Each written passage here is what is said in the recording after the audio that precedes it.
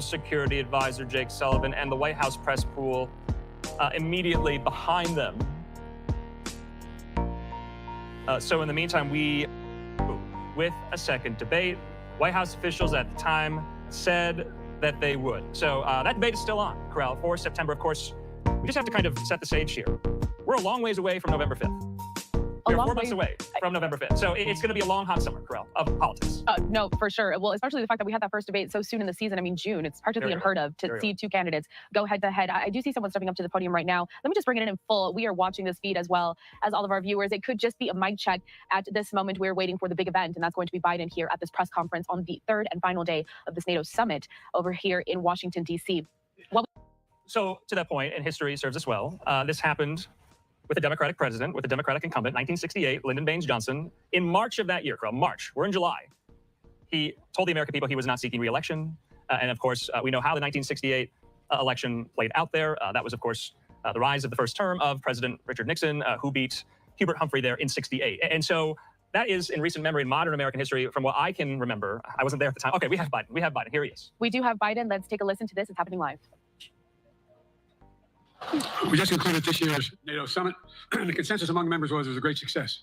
So especially momentous because it represented the 75th year, the most important military defense alliance in the world's history of the world. We should never forget that NATO grew out of the wreckage of World War II, the most destructive war in history. The idea was to create an alliance of free and democratic nations that would commit themselves to a compact of collective defense. Standing together, they knew we'd all be safer. Attack on one would be treated as an attack on all. And it's worked. Because a would-be aggressor knows if they attack one of us, they'll be attacked by all of us. Sending that message is the best way to deter aggression and prevent wars in the first place. For those who thought NATO's time had passed, they got a rude awakening when Putin invaded Ukraine. Some of the oldest and deepest fears in Europe roared back to life. Because once again, a murderous madman was on the march. But this time, no one cowered in appeasement, especially the United States. We collected intelligence that Russia was planning to invade Ukraine months before the invasion.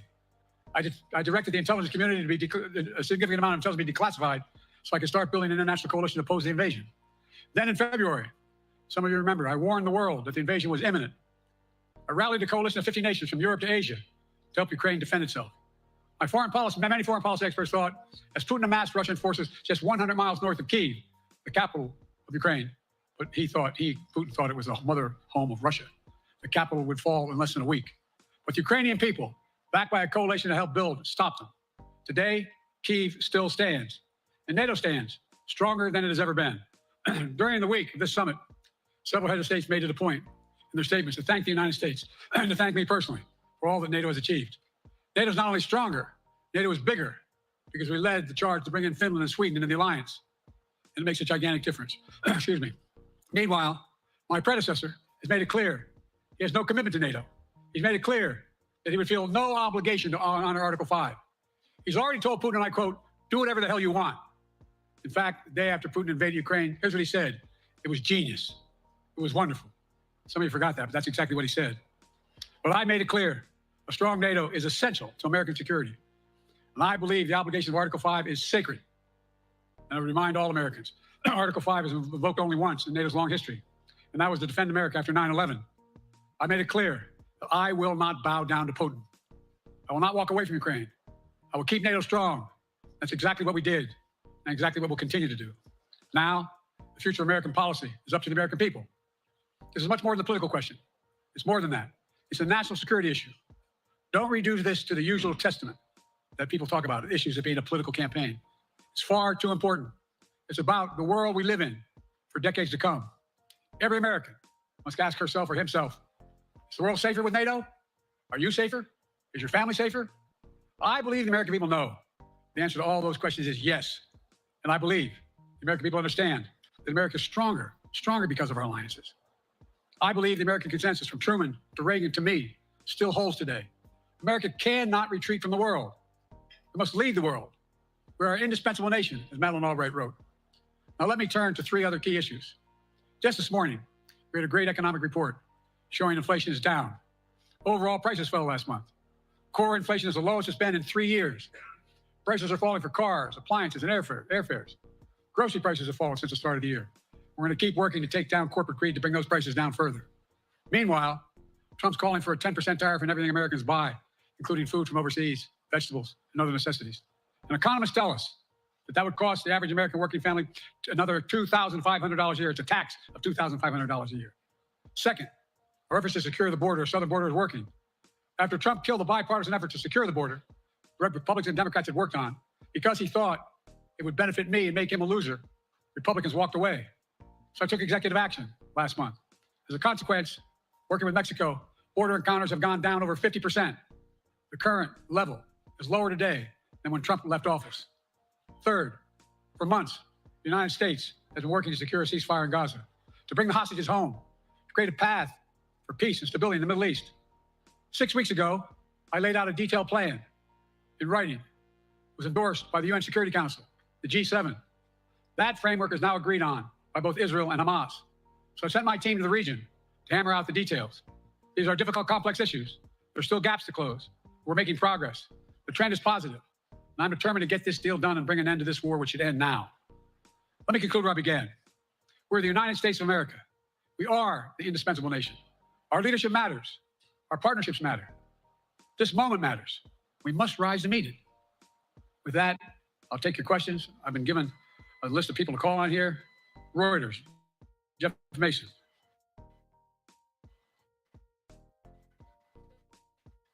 Mr. President, your political future has hung over the NATO summit a little bit this week. Speaker Pelosi made a point of suggesting that your decision on whether to stay in the race was still open. George Clooney and a handful of lawmakers have called on you to step aside.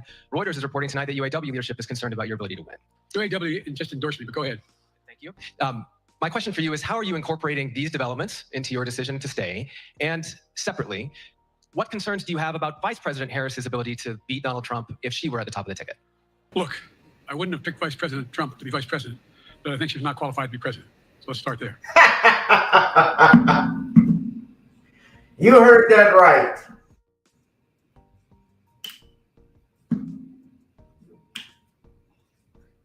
Vice President Trump. He wouldn't have picked Vice President Trump to be vice president if she didn't think she was qualified.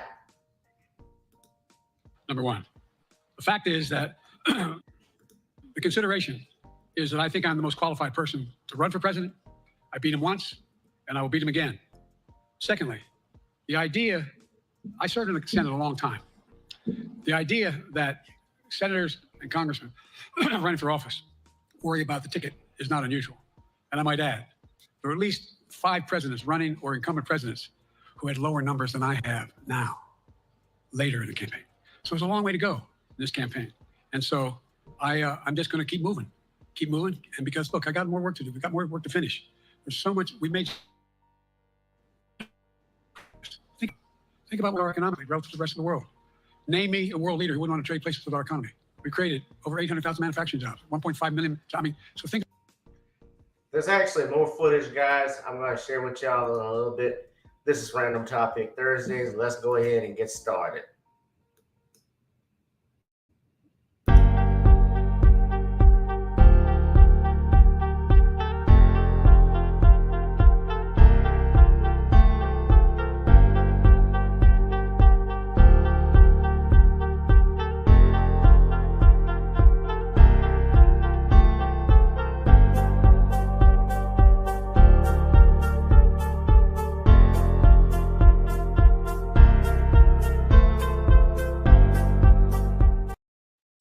Whoever you are, wherever you are, hope you are blessed and doing safe. Ladies and gentlemen, greetings, family.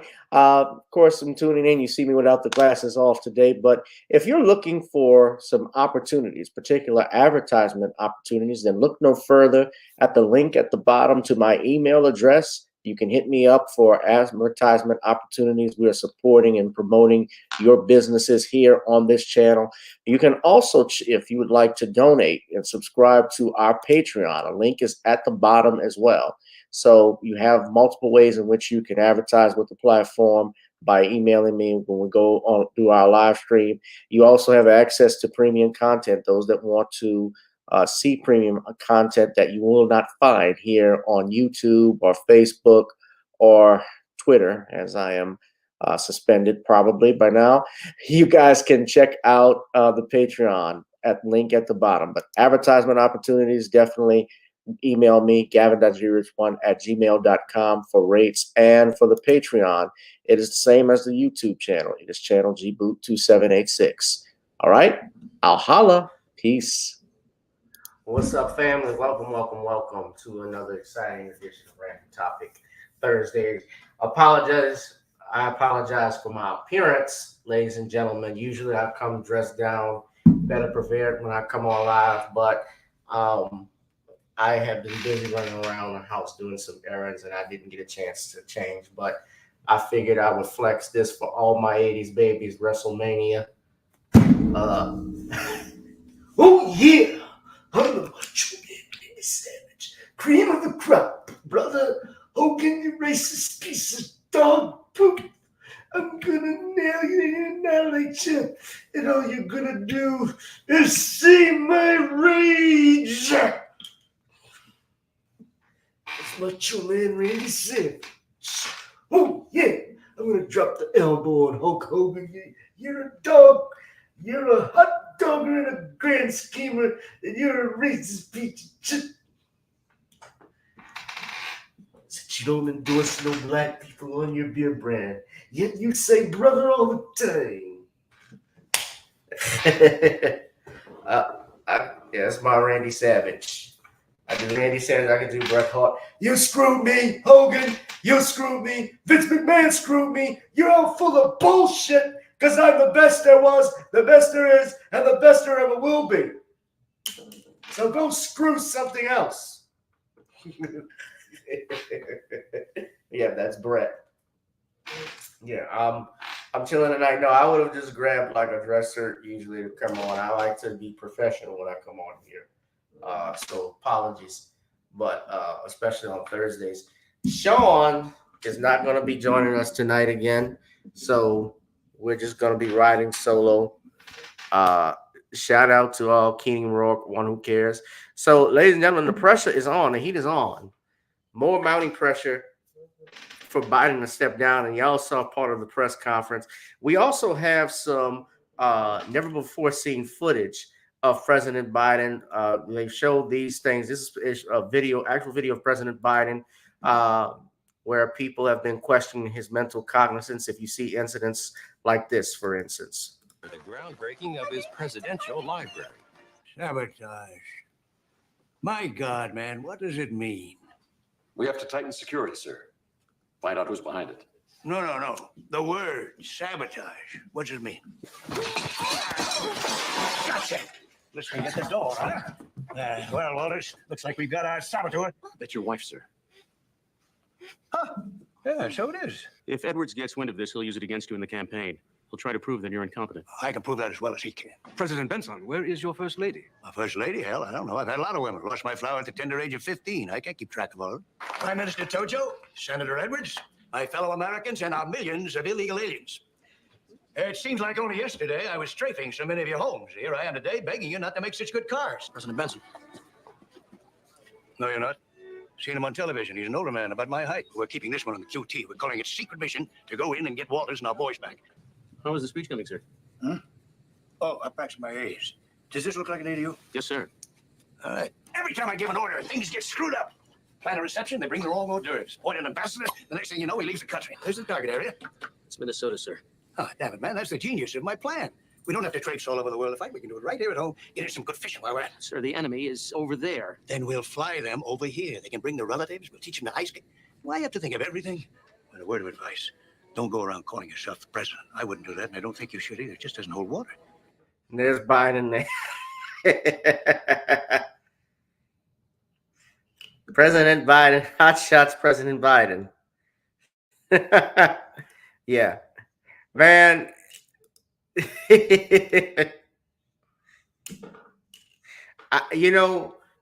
So my barber, and I know I don't eat one today, but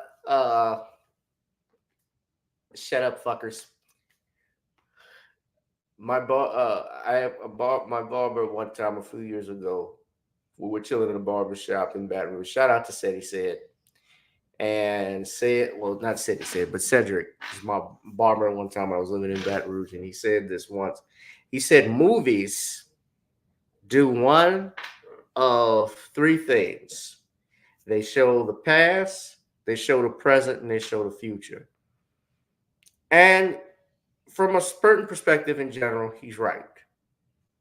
Now, of course, there are some movies that, about fictional characters specifically about that. But when you look at, especially when you think of The Simpsons, how they've had stuff that was predicted, and you look at some of the movies, like at one time, nobody would be talking about androids. And I mean, back in the 70s, remember they had, in 80s, they had movies like Aliens and Blade Runner. And you're talking about androids and synthetics then in the 70s. And now in 2024, we have people men, even a little bit earlier than that started talking about marrying a synth, marrying a robot. They have stuff about that.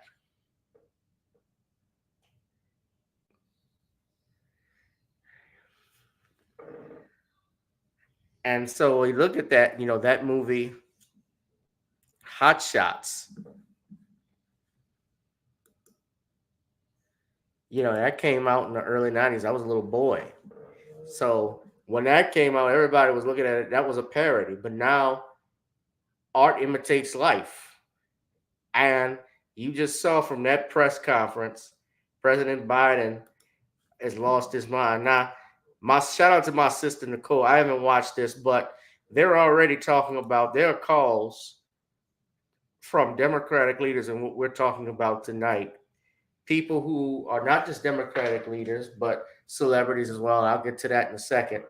They're calling for Joe Biden to step down. Some of the Democratic senators and representatives say that he is not mentally fit. He has stated he is not dropping out. And I'm just going to click on this, but I want y'all to listen. I haven't even heard this. That, of course, is Maxine Waters on the right. I don't know who this, I think this is obviously a CNN news anchor. I don't know her name, but y'all can tell me who she is. But Maxine Waters is even older than Joe Biden.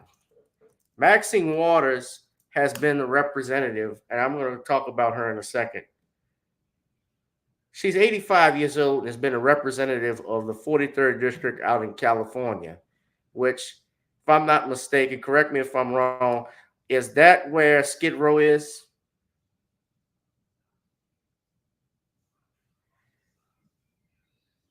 She's a representative of Inglewood, Torrance, and Gardena.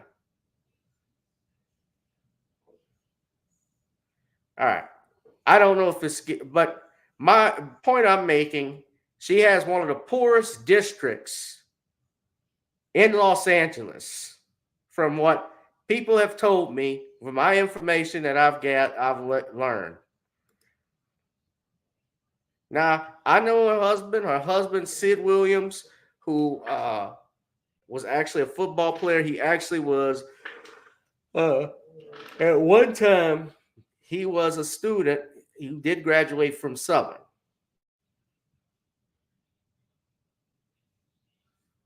But I don't care about, yeah, he might be my college graduate, might be an alum with me. I don't care about none of that. This business, when it comes to voting, guys, this should be strictly business, not personal, business. Who gives a damn what their school is, where they stepped at, they line brothers? That don't have nothing to do with anything. What good is that if you're incompetent? Now I want y'all to listen carefully. I'm just hearing this. So Nicole talked about it. I'm sure it was something interesting. Listen. Through his presidency, they've also seen former President Trump. They've lived through his presidency. They've heard these arguments about democracy, about the fate of the election. And yet Trump is not only winning, but winning increasingly by a larger margin. So what is the plan among Democrats to change that trajectory? It sounds like you're talking about saying and doing all the same things, but do you believe that something needs to change? I think we need to keep working. Through his presidency, they've also seen former President Trump. They've lived through his presidency. They've heard these arguments about democracy, about on live TV.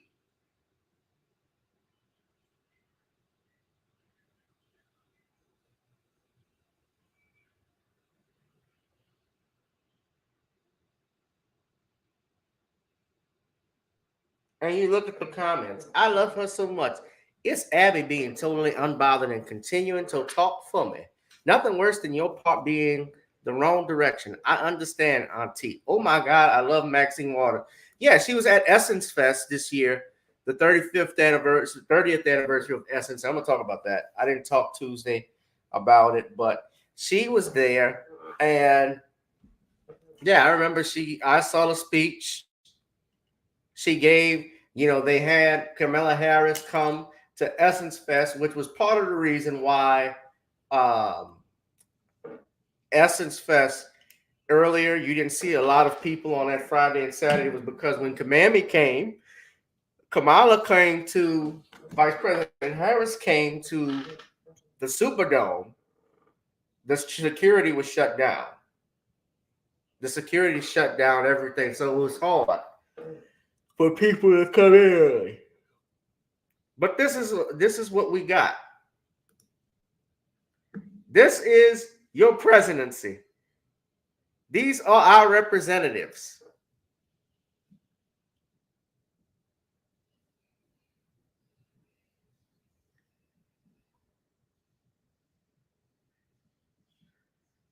That curl was giving her problems. Yes, that's right, Tony. I think her wig had something in it. She had mites moving under it or something. I don't know what the hell was going on. She's worried about fixing her wig.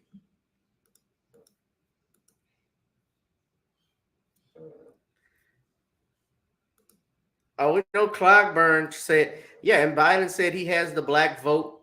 The reason why they've taken the black vote for granted is because they know that with the migrants that are here and the Hispanics outnumbering, as you already know, y'all, the United States in a few years will not be a majority white country anymore.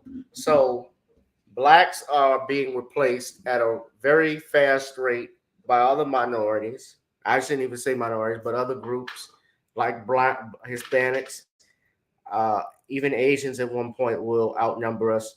And as a result, you remember what he told those representatives on that Zoom conference. He said, you all better get it ready to deal with the Hispanics. He told grown men this because he would have nothing to do for us.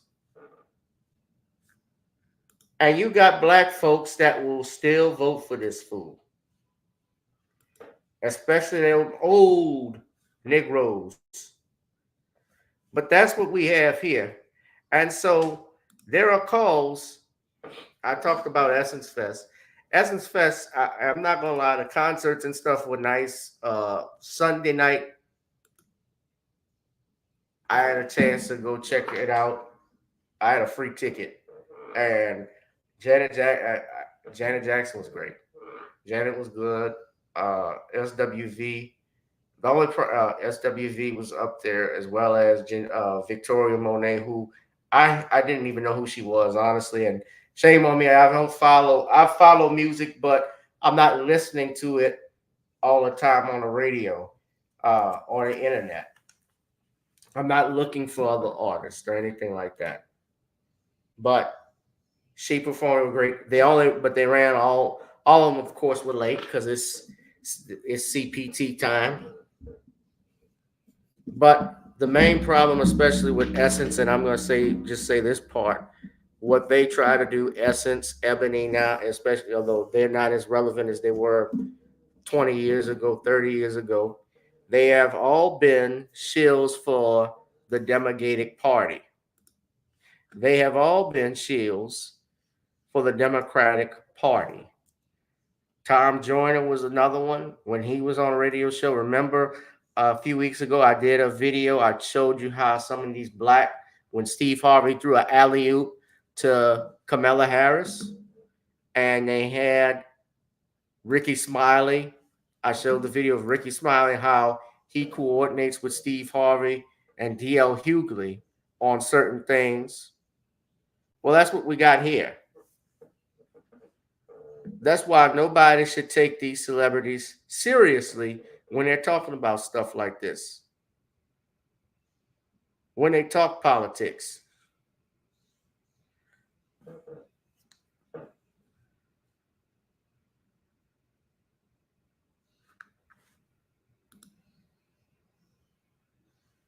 they don't know what the hell they're talking about. They are given monies. They are given monies by these super PACs, these groups, to push an agenda.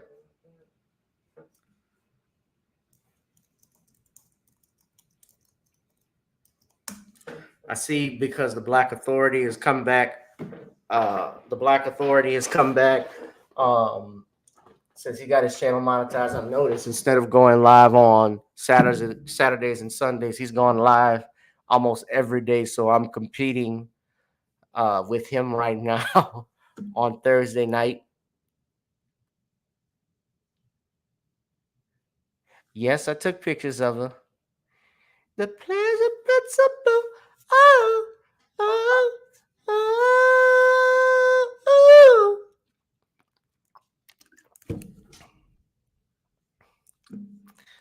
Yeah. So,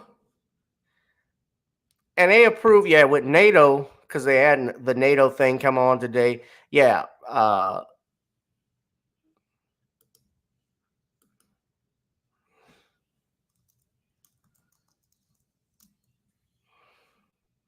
The Ukraine one big, because today is the 75th anniversary of the summit, and it was held in Washington, D.C. They actually approved F-19. They approved jets to go to the Ukraine.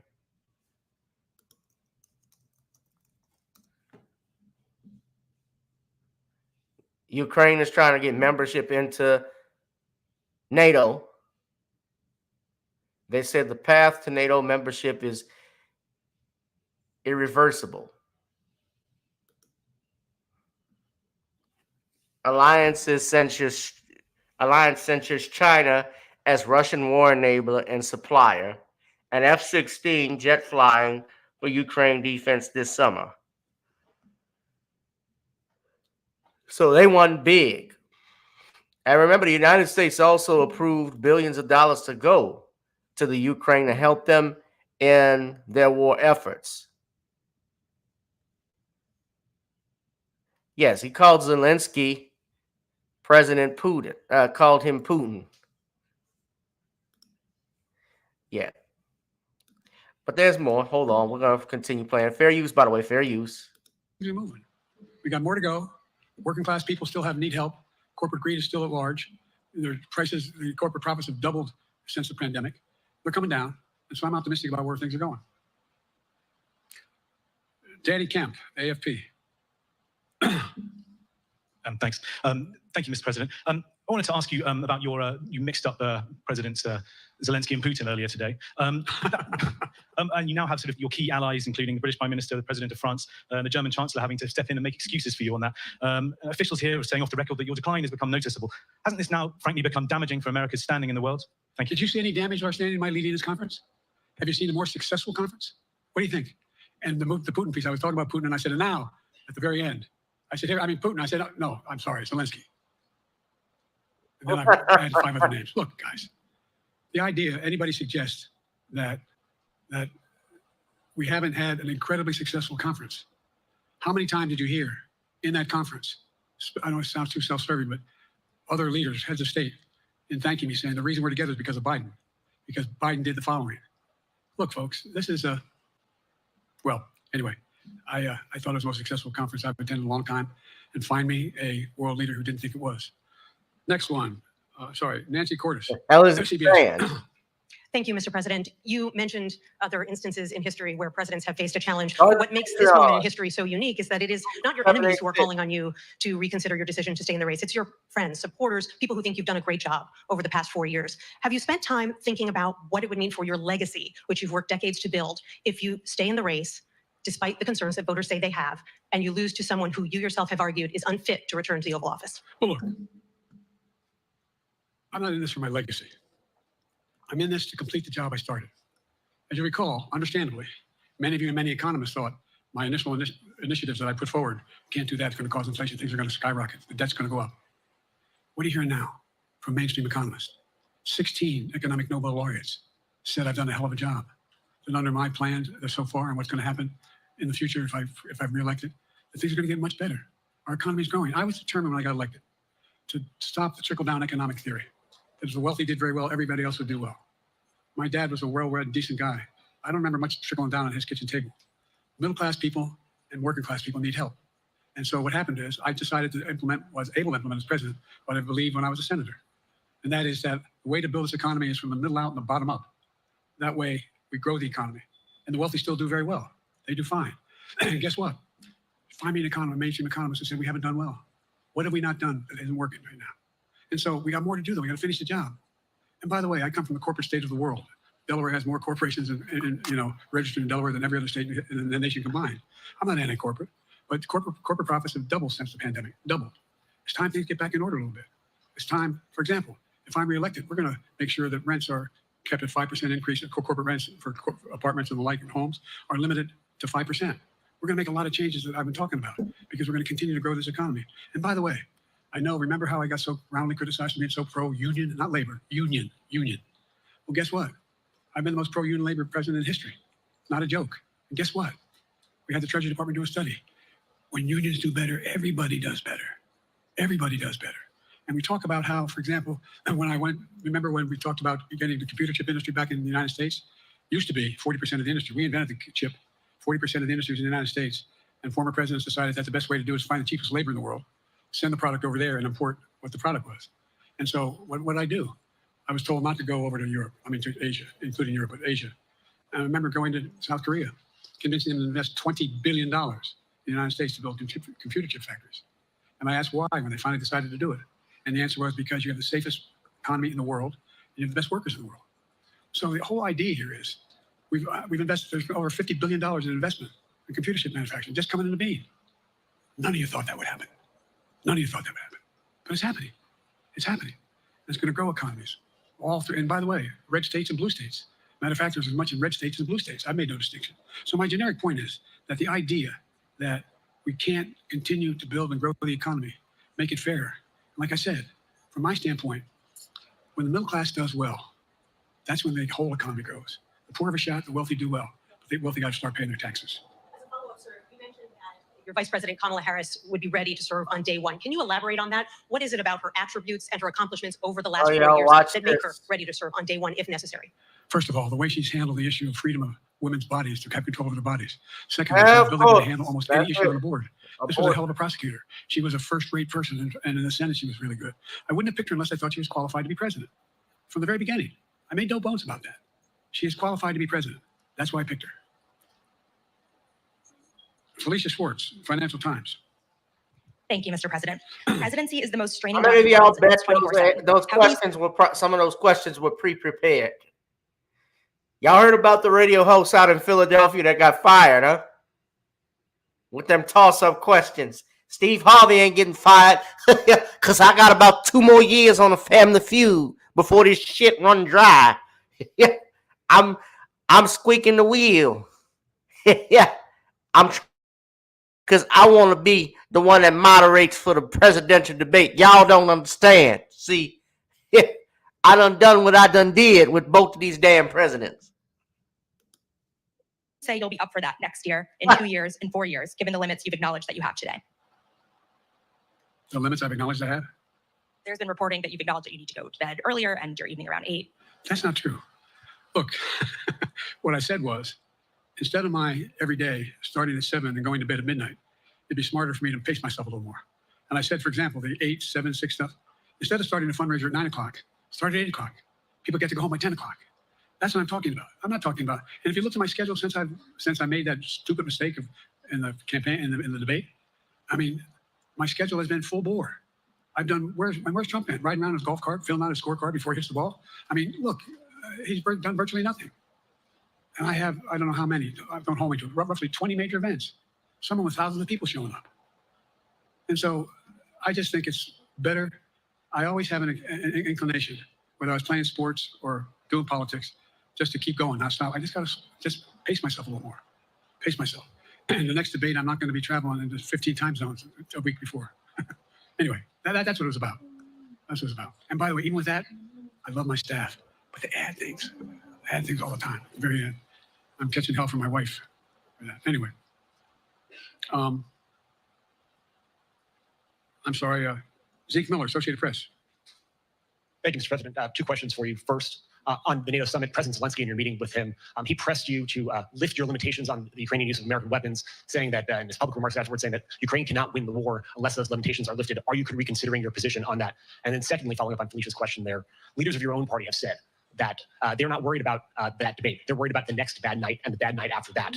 How can you reassure the American people that you are up to the task and that there won't be more bad nights at debate stage or somewhere else? First thing about Zelensky asking for the ability to strike deep into Russia.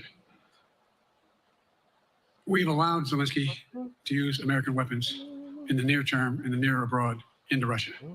Whether or not he should be attacked. For example, should Zelensky, he's not. If he had the capacity to strike Moscow, strike the Kremlin, would that make sense? It wouldn't.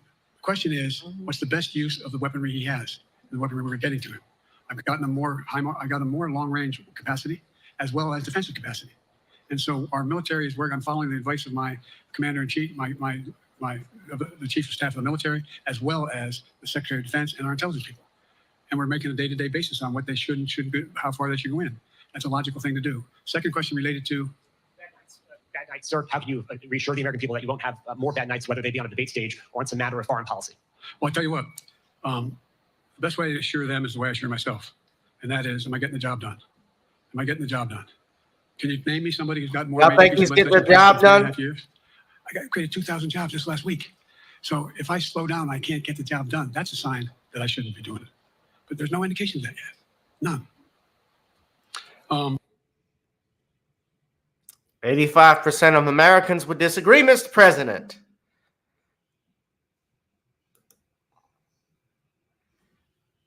There's no sign. Do y'all know? So this is what he's saying. He's not stepping down, all right? President Biden is not stepping down, but despite call from his party, recent poll from Axios shows that 67% of Americans say Biden should bow out of the race. You have had several individuals from the Democratic Party who stated that they believe Biden should step down. And one of the biggest contributors is from Hollywood, and his name is none other than George Clooney. And Clooney wrote an op-ed in the New York Times, basically stating that he loved Joe Biden, but we need a new nominee. Now, this is a man who has hosted fundraisers in his homes, keyword is homes, for countless Democratic candidates. He supported Obama. He supported Hillary Clinton. He supported Biden. He is a big Democratic supporter. He has stated, this is what he writes. He starts off by saying, I'm a lifelong Democrat. I make no apologies for that. I'm proud of what my party represents and what it stands for. Of course, we know what it stands for. Submortion and Skittles. I've led some of the biggest fundraisers in my party's history. Barack Obama in 2012, Hillary Clinton in 2016, Joe Biden in 2020. Last month, I co-hosted the single largest fundraiser supporting any Democratic candidate ever for President Biden's reelection. I say all this only to express how much I believe in the process and how profound I think this moment is. I love Joe Biden as a senator, as a vice president, and as a president. I consider him as a friend, and I believe in him. I believe in his character. I believe in his morals. In the last 4 years, he won many of the battles he faced, but one battle he cannot win is the fight against time. None of us can. It's devastating to say, but the Joe Biden I was with 3 years ago at the fundraiser was not the Joe Big Effing Deal Biden of 2010. He wasn't even the Joe Biden of 2020. He was the same man we all witnessed at the debate. Was he tired? Yes. A cold? Maybe. But our party leaders need to stop telling us that 51 million people didn't see what we just saw. We are also terrified of the prospect of a second Trump term that we've opted to ignore every warning sign. The George Stephanopoulos interview only reinforced what we saw the week before. As Democrats, we collectively hold our breath or turn down the volume whenever we see the president, whom we respect, walk off Air Force One or walk back to a mic to answer an unscripted question. Is it fair to point these things out? It has to be. This is about age, nothing more, but also nothing that can be reversed. We are not going to win in November with this president. On top of that, we won't win the House. We're going to lose the Senate. This is only my opinion. This is the opinion of every senator and Congress member and governor who I've spoken with in private. Every single one, irrespective of what he or she is saying publicly. We love to talk about how the Republican Party has ceded all power and all the traits that it made so formidable with Ronald Reagan and George H.W. Bush to a single person who seeks to hold on to the presidency. And yet most of our members of Congress are opting to wait and see if the dam breaks. But the dam has broken. We can put our heads in the sand and pray for a miracle in November, or we can speak the truth. Oh, they're running. The pressure is on, huh? Now I'm going to continue. But let's not forget, guys, I'm going to put some stuff up. I'm going to continue this. But George Clooney is known basically for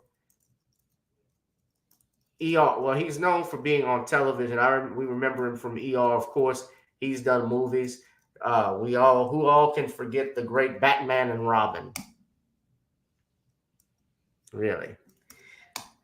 Gotta love those Batnips. But I remember him from Dusk Till Dawn. Yeah, Perfect Storm, Three Kings. Those were good. He's a great actor. I'm not knocking him. But he's that as an actor. Now,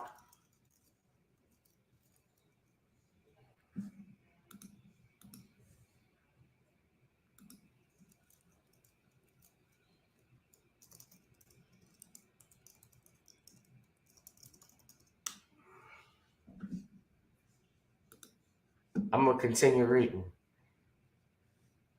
He says, it is disingenuous at best to argue that Democrats have already spoken with their vote and therefore the nomination is settled and done, but we just received new and upsetting information.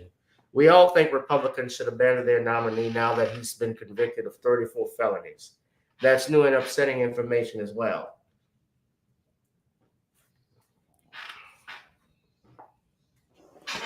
He says top Democrats such as Chuck Schumer, Hakeem Jeffries, and Nancy Pelosi, and all other senators, representatives, and candidates who face losing in November need to ask the president to voluntarily step aside.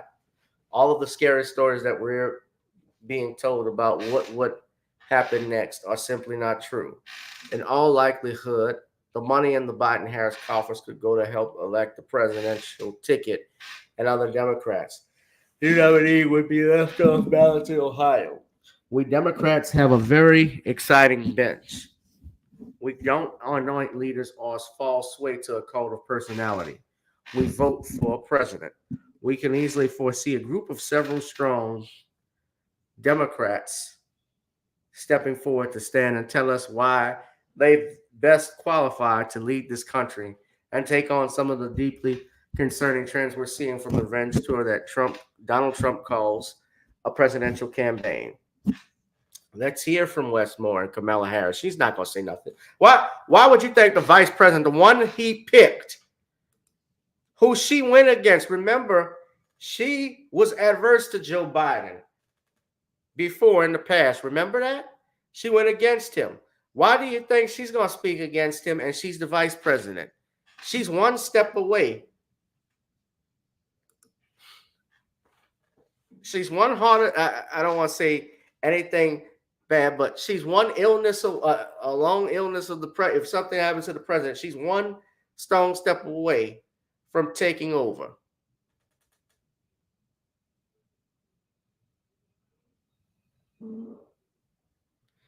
He cites Gretchen Whitmer and Gavin Newsom and Andy Beshear and J.B. Pritzker and others. He agrees that the candidates cannot attack one another, but in short time, we have focused on what will all make this country soar. That we can go into the Democratic convention next month and figure it out. He says, would it be messy? Yes. Democracy is messy. But would it enliven our party and wake up voters who long before the June debate had already checked out? It sure would. The short ramp to election day would be a benefit for us, not a danger. It would give us the chance to showcase the future without so much opposition, research, and negative campaigning that comes with these ridiculously long and expensive election seasons. This can be an exciting time for democracy, as we've just seen with the 200 or so French candidates who stepped aside and put their personal ambitions on hold to save democracy from the far right. Joe Biden is a hero. He saved democracy in 2020. We need him to do it again in 2024. They always cite this crap, this fear stuff. And this is the problem with the Democrats and why I think they'll lose next year is that they keep trying to use fear-mongering, boogeyman tactics to get out a vote. And let's talk about George Clooney. George Clooney, first of all, let's look at this. Now, George Clooney is talking about, he said Joe Biden saved democracy in 2020.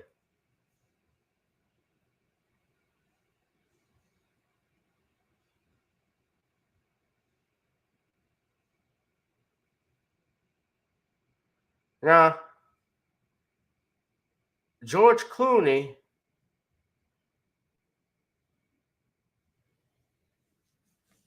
I want y'all to see this. George Clooney believes and knows the Democrats can keep abortion. That's all they push. I want y'all to look at this. This is George Clooney's net worth. He's worth $500 million.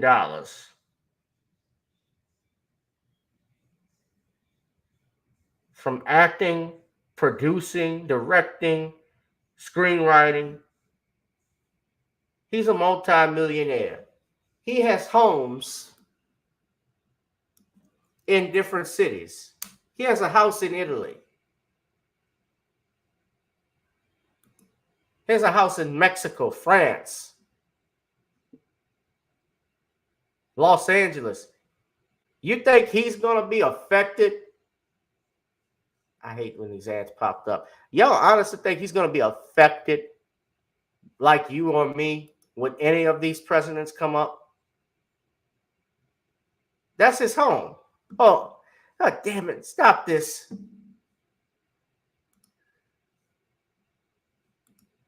Yeah, this is his house.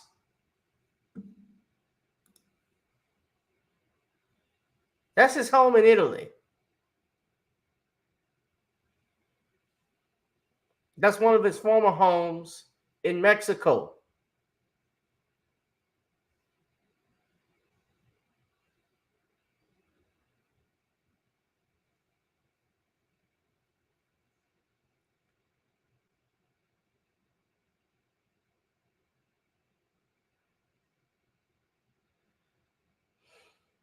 This is George Clooney.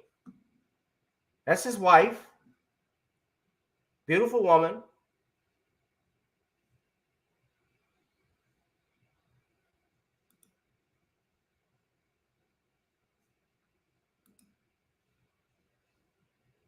You got an $8.3 million French chateau.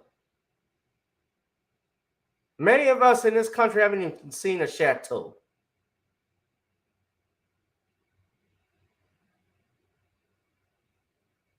Many people don't even know what that looks like. Can't even visit the country. And you've got people like George Clooney, and he has a right to his opinion. I'm not saying he doesn't, but this man is not going to be feeling the blues if Donald Trump wins or if Joe Biden gets reelected. And on top of that, Joe Biden is 82. He knew Joe Biden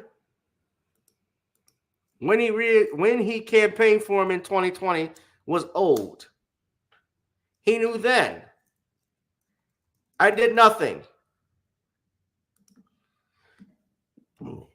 the oldest president. He knew he would be the oldest president in United States history at 78 years, when he ran at 78 years old.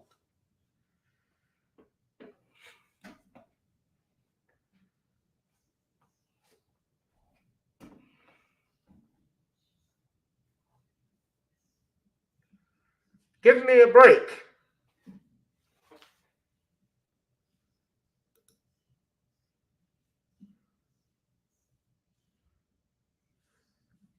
Y'all accept this, man? Y'all gonna listen to a celebrity talk?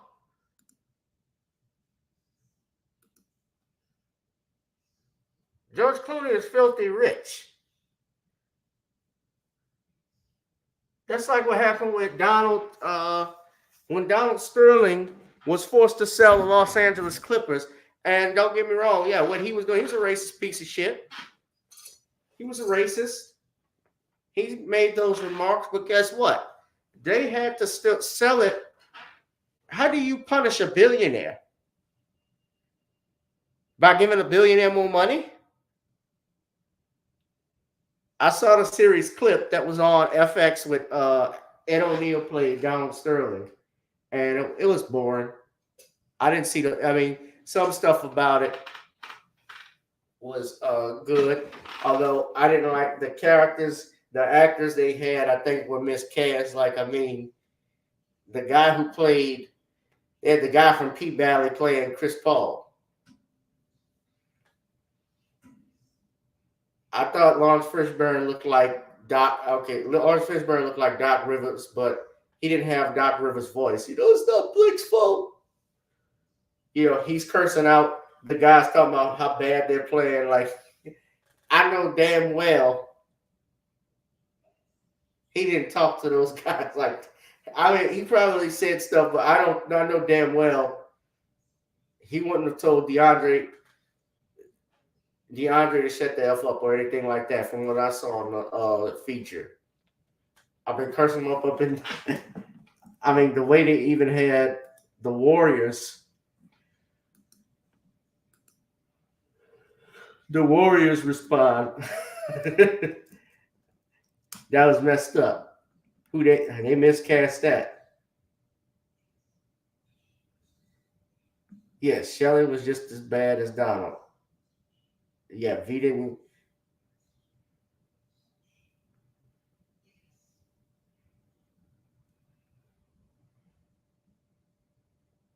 Yeah, this is it here. Oh, wow. The cast, they had Draymond.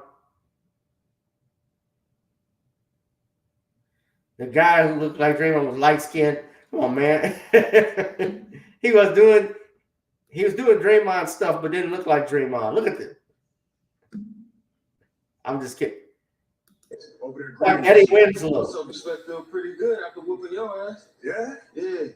Even though y'all heard the tape, y'all still went tap dancing for your racist ass owner? What? Hey, nigga, who's tap dancing? You, nigga. No, hold up, man. Shut your dumb ass up. We was gonna boycott with you, remember? Oh, yeah. That's what they gonna write in the history books. What you plan to do in your mind? You doing so time on this sore loser, man. You just depressed. The sore loser about to catch a sore jaw. Keep doing all that. Yeah, do it. You're doing Draymond stuff, but you're not. Don't look like Draymond. Yeah, Eddie Winslow's playing Draymond. Yeah, George Clooney. So yeah, I got it right there. Yeah.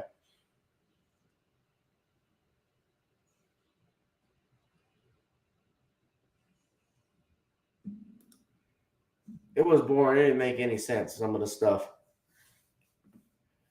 Yeah, it's not Blake's fault. It's not on Blake. It's not Blake's fault.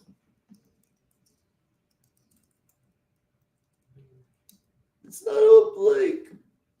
It's not our fault.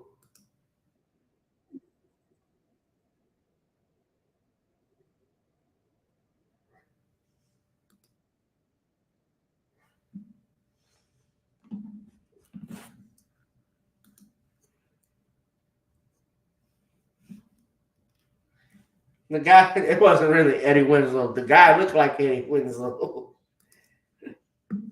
But yeah, George Clooney. I'm sorry, George Clinton. I mean, it's not Blake's fault. It's not Blake's fault. It's not on Blake. It's on all of us. Doc, yeah, we all do. Doc, can you sing happy birthday to my kid? I'd like to sing happy birthday to your kid. That's all I can say. Are you inhaling? I'm inhaling and exhaling. Doc Rivers been hoarse since birth. He's like, It's not on Blake. It's not Blake's fault.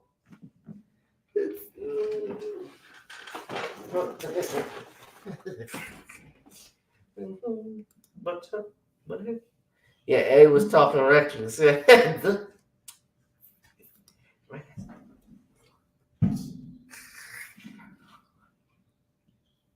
But anyway, let's put some music on while we're talking about this.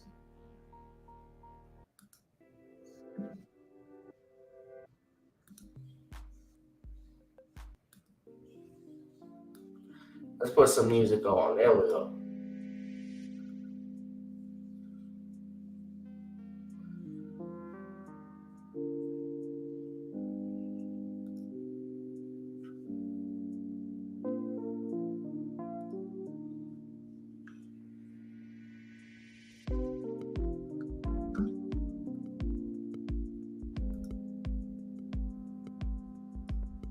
So you got George Clooney doing that. What's going on, DeAndre? I haven't seen you in a while. Talking this stuff. And you got people following him, listening to him. You have people up chiming in on it. And you got celebrities over there. Precious Biden. I see this. We see what's happening with NATO. Mounting pressure. Of course, there are some Democratic lawmakers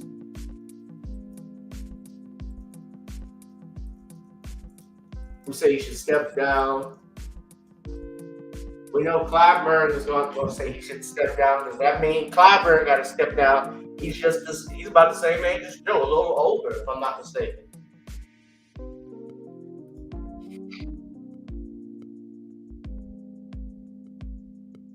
A full list of Democratic lawmakers such as Jim Himes. Here's the list here. Forbes has the list. Forbes has the list. We got Jim Himes, Scott Peters, Eric Sorensen, respectively from Connecticut, California, and Illinois. Rick Stanton and Ed Case from Arizona and Hawaii. Brian Schneider from Illinois, Senator Peter Welch, Representatives Adam Smith, Mark Takano, and Joe Morrell. And Ukraine, Mike Quigley and Seth Moulton and Raul Javala, Lloyd Doggett and Julian Crisco, Tim Ryan, who's a former rep who supports Harris. Mark Pincus, who's a donor. Mark Pincus is worth $1.4 billion. Christy Walton, Michael Novogratz, and Reed Hastings. Now, who's Mark Pincus? He's the chairman of Zynga. It's a social game maker known for work. So these are the people. He founded an investment firm called Reinvent Capital, which they put money into SpaceX, health insurance firm Oscar, and rideshare Lyft. So he's an entrepreneur. He also made his money in investments with Facebook, Twitter. Very rich, very wealthy.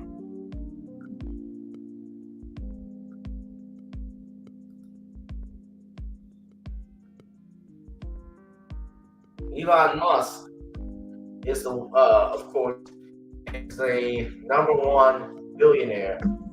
Jeff Bezos is second. Bernard Arnault is third. His family owns Louis Vuitton. They make Hennessy. They oversee 75 fashion and cosmetic brands. Yeah. Let's look at all of this stuff, y'all. That's who runs the world. Or one of them. So,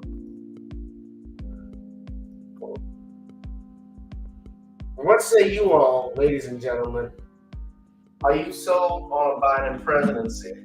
I don't believe most of the people here are. But what do you think should happen? And if Biden stepped down, would that change your thoughts? If Kamala Harris would be the first to actually have a chance at winning, well, she's not the first to run, but if she did run and somehow was able to win the White House, how would you feel about it?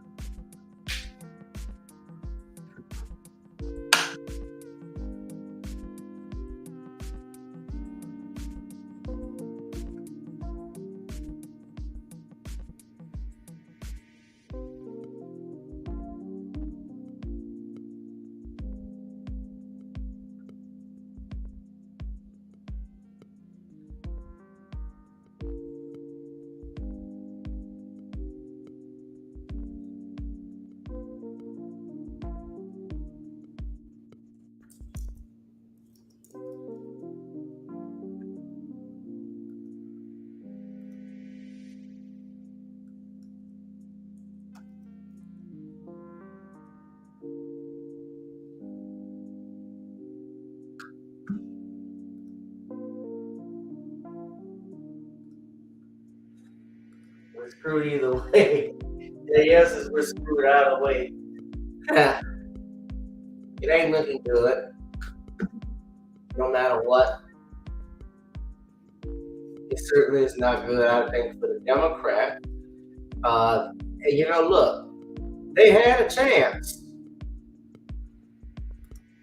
They had a chance to get better candidates. Look, they didn't learn their lesson in 2016.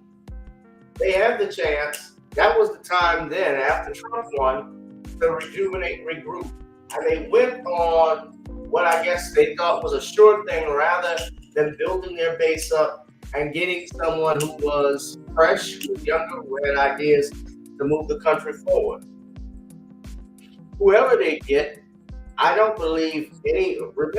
think any white male, I'm not going to say they're not going to vote for Kamala, but I definitely think that they're not going to vote against Trump. White women sure as hell are not going to vote against Trump. Look what happened in 2016. And again in 2020. They stood behind their man.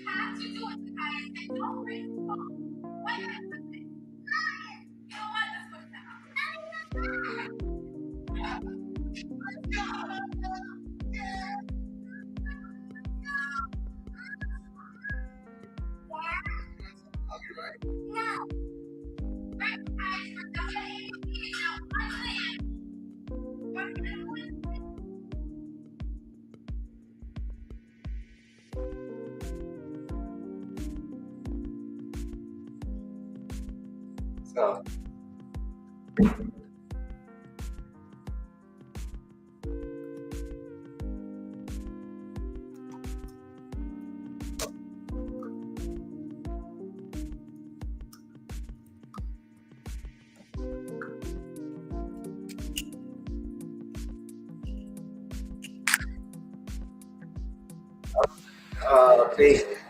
that music.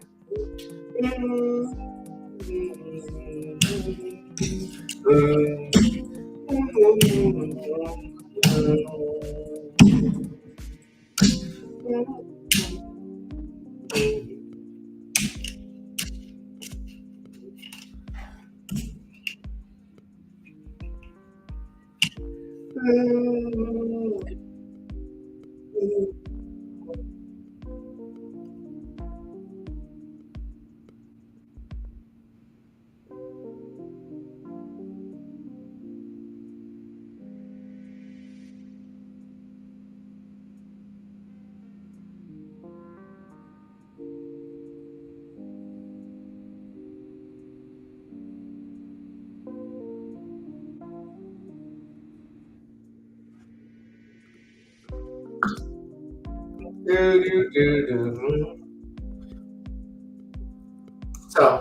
we're gonna wrap this thing up in a second, y'all. But what say y'all? What do you think? You got a question?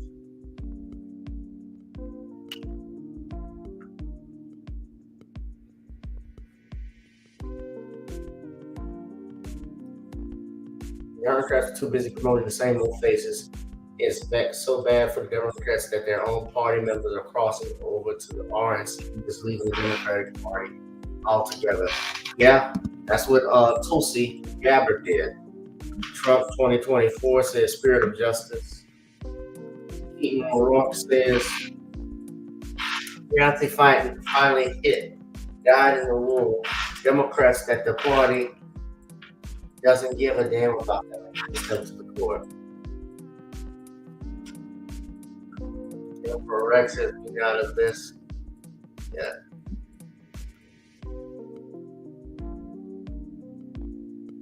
All right. We're gonna go ahead and wrap this thing up, y'all. For those wondering, yeah, I had to fly solo tonight. Sean was not on. Shout out to my family. I didn't say this. Bebop Jor, B1 family. Shout out to you. Welcome, welcome, welcome. Look, you all can subscribe to the Rumble page. I'm going to leave the link in the chat where you can go and watch this. Please, please, please, please join and subscribe. You can actually contribute to the channel there by dropping something in the Cash App. And there, it's monetized. So if you want to drop something, it's fine. If you want to drop something in the Cash App, you can do it as well. The ticker is at the bottom for the Cash App, Zelle, PayPal. Also, buy books on Amazon Kindle, like the Commonwealth of Pennsylvania versus William H. Cosby. You can order that now. And I'm just ask you all to please, please, please make sure you hit the like, share, and subscribe, hit the notification bell.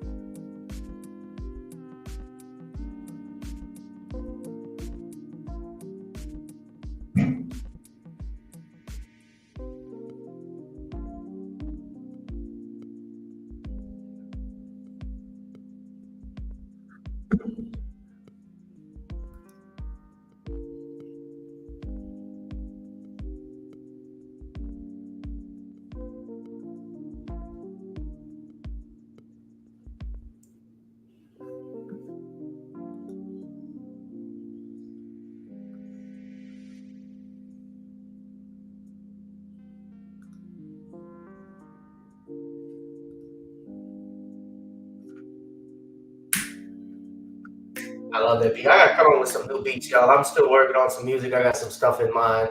So stay tuned for that as well. But we're gonna wrap this thing up. This wasn't gonna be a long show tonight. This has been a great Thursday broadcast of random topics. Please make sure you hit the like, share, and subscribe button.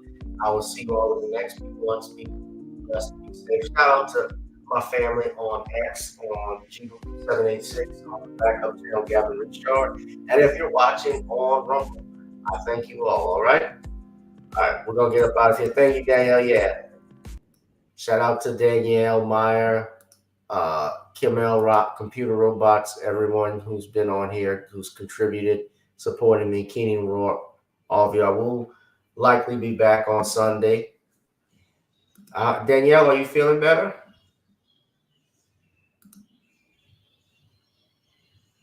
I hope you are. All right, love. Y'all be safe. Be one, be blessed. I'll holla. Peace.